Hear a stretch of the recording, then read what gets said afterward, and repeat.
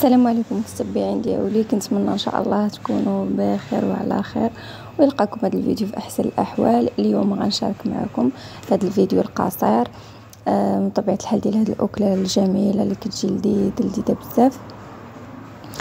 من طبيعه الحال انا ما شاركتش معكم المقادير والطريقه ديال التحضير من الاول، ولكن قلت علاش لا ما نشاركش معكم هذا الفيديو القصير. كيف ما كتشوفوا معايا الدجاج اللي طايب بالفلفله بالبطاطا والفلفله كيجي غزال، ومرافقينه مع هاد الشلاضه هذه اللي كتجي رائعه. كيف ما كتعرفوا دابا جاي غير الصهد والحراره، والشلاضه كتنفع في هاد الحراره هذه.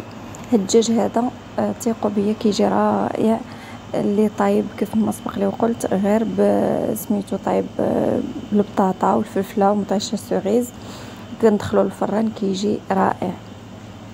كنتمنى ان شاء الله هذا الفيديو ينال الاعجاب ديالكم وفرجه ممتعه.